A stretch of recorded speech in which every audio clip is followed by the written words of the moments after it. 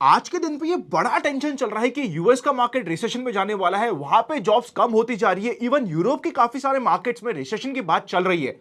इसके रिलेटेड अगर ये प्रूव हो गया और कंफर्म हो गया कि रिसेशन है और बड़ा रिसेशन है, तो स्टॉक मार्केट तो खत्म हो जाएगा, यहां पे तो मेजर क्रैश आ जाएगा। ये लोगों के दिमाग में आज के दिन चल रहा है।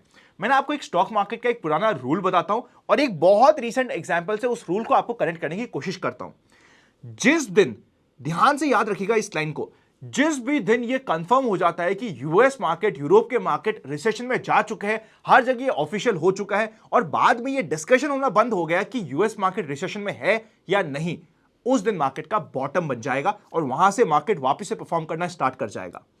मतलब ये कि जिस दिन सबसे बैड न्यूज आपके सामने होती है और वो कंफर्म हो चुकी होती है, वहां पे मार्केट का सपोजिट बॉटम बन चुका होता है। रीसेंट एग्जांपल मैं आपको कोविड का देता हूं। जब तक कोविड के रिलेटेड कंफ्यूजन था कि भैया कोविड कितना डेंजर है नहीं है, क्या हमारे लिए लाइफ थ्रेटनिंग है, कितना स्प्रेड हो सकता है, जब ये सारे के सारे क्वेश्चंस चल रहे थे, तब तक मार्केट करेक्ट हो रहा था। और जैसे ये कंफर्म हो जाता है कि भैया कोविड बहुत डेंजर है, हम पूरे देश का लॉकडाउन लगा रहे हैं, सब जगह त्राही त्राही मचने वाली है, वहीं मार्केट का बॉटम बन जाता है। मार्च 2020 एक परफेक्ट एग्जांपल है और ये सिर्फ मार्च 2020 का मैं एग्जांपल नहीं दे रहा, आपको पिछले कितने भी जाके एग्जांपल को चेकआउट कर लीजिएगा। सपोज करते हैं किसी भी दो देशों के बीच में लड़ाई हो रही है, तो जब वो लड़ाई होती है और उस लड़ाई का पहला बॉम्ब गिर चुका होता है, वहीं पे मार्केट का बॉटम बन जाता है। मार्केट न्यूज से पहले रिएक्ट करता है इन एक्सपेक्टेशंस ऑफ वर्स्ट न्यूज, और जब न्यूज 100% कंफर्म हो जाती है, वहां पे मार्केट का सपोजिट बॉटम बन जाता है। तो एक चीज ध्यान रखिएगा, यूएस के रिसेशन से मत डरिए।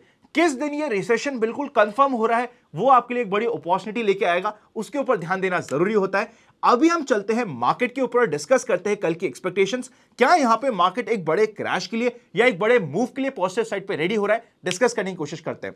उससे पहले ध्यान रखिएगा 31 ऑफ मार्च तक हमारे काफी सारे courses, advance learners, premium learners, secret of money making and 7 special strategies, चारों कोर्सेज पे आपको मिल रहा है रफली 31% का ऑफ। आप सारी डिटेल्स यहां पे चेकआउट कर सकते हैं। मोबाइल ऐप पे इन कोर्स को एनरोल करना मत भूलिएगा, लास्ट फ्यू डेज बाकी है। चलते हैं स्क्रीन पे। सबसे पहले मैंने आपके लिए सामने लगा रखा है निफ्टी का वीकली चार्ट। लास्ट वीक में अगर आपको ध्यान हो तो व्हाट वी वर एक्सपेक्टिंग कि यहां पे मार्केट में वॉलेटिलिटी रह सकती है, मार्केट दोनों साइड के मूव दे सकते हैं और आप कैंडल भी देख सकते हैं कि दोनों साइड के मूव दिया। एक बार मैं आपको डेली कैंडल पे भी दिखाने की कोशिश करता हूं। मार्केट ने लास्ट वीक क्या किया, मार्केट ऊपर गया और फिर खींच के नीचे आ गया। अब आप समझ रहे होंगे कि जब मैंने आपको कहा था लास्ट वीक कि अपनी क्वांटिटीज का, जो भी आपकी क्वांटिटी होती है, सिर्फ 25% क्वांटिटीज के साथ ट्रेड करिएगा। अगर आपने वो रूल फॉलो किया तो लास्ट वीक आप काफी अच्छा बचे हुए हैं। इस वीक के लिए अगर मैं सिर्फ क्वांटिटीज की बात करूं तो हो सकता है towards the second half of this week हमें अपनी क्वांटिटीज बढ़ाने का मौका मिल जाए।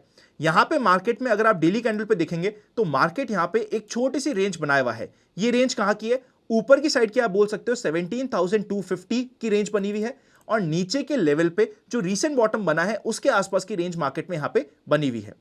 इस रेंज के आसपास, स्पेशली जब भी मार्केट इस रेंज को पॉजिटिव साइड में ब्रेक करता है, हमारे लिए काफी इंटरेस्टिंग हो सकता है 17,200 के ऊपर। यह मत सोचिएगा लास्ट टाइम आपका शॉर्ट काम कर गया, यहां पे आपका शॉर्ट काम कर गया, 2 बार आपको शॉर्ट में जो हमारे लेवल से वहां पे काम हो चुका है।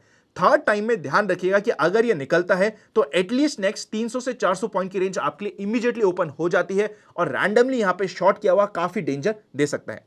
सपोर्ट की बात करें तो अभी भी डेली बेसिस पे इंपॉर्टेंट सपोर्ट 16,800 के आसपास होने वाला है और मेजर सपोर्ट की लाइन तो 16,550 के आसपास मिल ही रही है।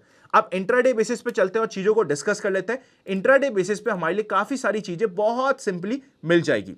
अगर हम इमीडिएटली लॉन्ग की बात करते हैं कल के लिए इमीडिएटली लॉन्ग का सिनेरियो परफेक्ट ये होता है कि मार्केट गैप डाउन ओपन हो या फिर फ्लैट सा ओपन हो, और अगर गैप डाउन या फ्लैट ओपन होके 17,000 को भी क्रॉस कर रहा है ना, तो एटलीस्ट आपको 17,100 तक की रेंज इमीडिएटली ओपन हो रही है और यहां पे अगर एक पॉजिटिव कैंडल से निकलता है तो अगले 100 से 150 पॉइंट की रेंज आपको मिल जाती है।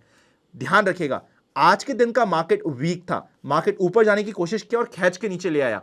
इसी खींच के नीचे ले आए कि अगर हम बात कर रहे हैं तो 17,000 के ऊपर जाते ही कल हमें एक पॉजिटिव साइड का मूव मिल सकता है। अगर मिलता है तो अंडर एस्टिमेट नहीं करना।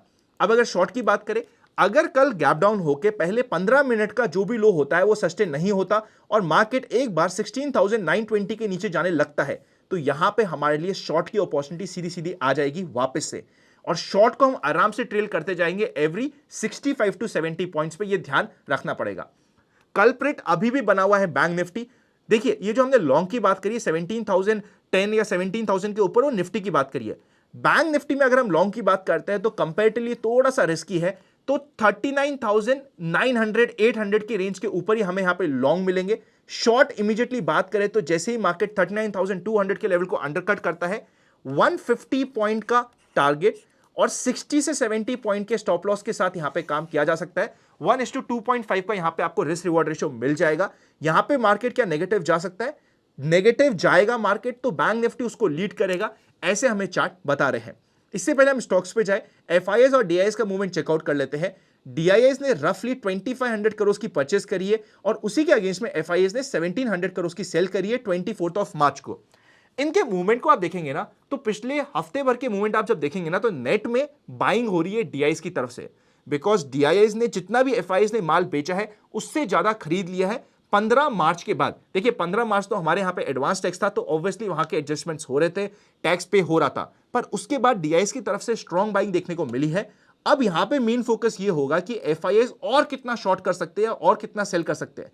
ये जैसे ही रुकेगा मार्केट में हमें स्टेबिलिटी मिल सकती है। अप्रैल का मंथ हमारे लिए काफी इंटरेस्टिंग हो सकता है आने वाले दिनों में। देखिए इस वीक भी हमारे लिए 4 दिन वर्किंग है और नेक्स्ट वीक हमारे लिए 3 दिन वर्किंग है।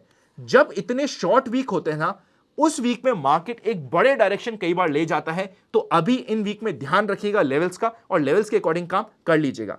अगर हम बिल्कुल शॉर्ट टर्म के लिए भी बात कर रहे हैं तो यहां पे स्ट्रेंथ हमें एटलीस्ट 39,550 के ऊपर ही दिखेगी बैंक निफ्टी में, जो इसका पुराना स्विंग है, इसका ध्यान रखना पड़ेगा। ध्यान रखिएगा ये छोटे 2 वीक है, हो सकता है आप वेकेशन ले ले, मार्केट से थोड़ा सा दूर रह जाए, इट इज एब्सोल्युटली ओके, पर अगर मूव आ रहा हो तो उसको अंडर एस्टिमेट नहीं करेंगे। इंपॉर्टेंट स्टॉक्स की बात करें तो सबसे पहले आता है एचएल का नाम। एचएल हमने बात भी की थी कि 2450 का इसमें ओएफएस आया है, तो 2400 के नीचे जाना डिफिकल्ट होगा। बाउंस बैक आया, अब ये अपने इमीडिएट रेजिस्टेंस जोन के पास आ गया है। अगर इसे वापस से कंफ्यूजन करना है या करेक्ट करना है तो इसी लेवल के आसपास से करना होगा। इंट्राडे में हमें कुछ नेगेटिव कैंडल मिलती है तो यहां पे हमें रिवर्स साइड की अपॉर्चुनिटी भी मिल सकती है, प्रॉफिट बुकिंग का ध्यान रखना पड़ेगा। ये स्टॉक अगर ये 2655 के ऊपर सस्टेन होना स्टार्ट करता है तो वापस से एक नई रैली के लिए रेडी होगा, पर जिस तरीके के चार्ट बने हुए हैं एक बार ऊपर जाने से पहले चाहे तो ये आराम से एक बार रीटेस्ट कर सकता है, थोड़ा सा कंफ्यूजन दिखा सकता है इस रेंज में, ध्यान रखिएगा। रिलायंस, देखिए रिलायंस ने आज के दिन मार्केट को खींचा है। रिलायंस मार्केट के डायरेक्शन को प्रूव करेगा, आपको इंडिकेशन देगा। यहां पे रिलायंस का अगर मूव आता है 2300 तक का, इसको हम एक नॉर्मल रीटेस्ट बोलेंगे। इसका मतलब यह नहीं है कि रिलायंस ने स्ट्रेंथ दिखा दी। रिलायंस की स्ट्रेंथ तभी प्रूव होगी जब ये इस फ्लैट बेस के पैटर्न के अंदर घुसेगा, जो 2300 के ऊपर जाते ही ये घुस जाएगा। क्या घुस सकता है? बिल्कुल घुस सकता है, पर कंफर्मेशन के बिना काम करना गलत बात होगी। फाइनल इंपॉर्टेंट स्टॉक हम टीसीएस को भी चेकआउट कर लेते हैं। टीसीएस को आप यहां पे चेकआउट करिएगा। यहां पे टीसीएस एक छोटा सा बेस बना रहा है, छोटा सा फ्लैट बेस बना रहा है। जिस भी साइड निकलेगा आपको एक बड़ा मूव देगा। लाइंस को ध्यान रखिएगा, लेवल्स को ध्यान रखिए। नीचे की साइड में इसका 3095 का फाइनल सपोर्ट है और ऊपर की साइड में इसका रफली 3171 का मेजर लेवल है, जिसके ऊपर जाके स्ट्रेंथ आएगी। बना रहा है फ्लैट बेस, बनाने दीजिए। जिस भी साइड निकले उस साइड आपको यहां पे स्ट्रेंथ मिल सकती है। जिस तरीके के चार्ट बन रहे हैं और जिस तरीके का हमें स्पेशली वीकली चार्ट मिल रहा है, एक बार मैं आपके सामने वीकली चार्ट प्रेजेंट करता हूं। जिस तरीके का यहां पे वीकली चार्ट बन रहा है, ये अपने फाइनल इंपॉर्टेंट सपोर्ट के पास है, तो यहां तक आके या इस लेवल के आसपास से बाउंस बैक आने के चांसेस यहां पे ज्यादा बने रहते हैं, जिसके लिए हमें ध्यान देना पड़ेगा।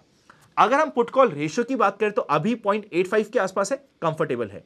वीडियो अच्छा लगे तो लाइक करे बिना मत जाइएगा। ध्यान रखिएगा कल का मार्केट हमें एक ट्रेंडिंग डे मिल सकता है। कल या फिर परसों में हमें एक बड़ा ट्रेंडिंग दिन मिल सकता है। कल हो सकता है कि फिन निफ्टी की एक्सपायरी है, तो 1 बजे के बाद जो ट्रेंडिंग मूव हो उसके रिवर्स साइड का मूव आ जाए, पर वेडनेसडे हमारी है एक्सपायरी, वहां पे हमें एक बड़े मूव की तलाश हो सकती है। बड़ा आपको एक अच्छे लेवल्स मिल सकते हैं, ध्यान रखिएगा। Happy learning and I will see you very soon.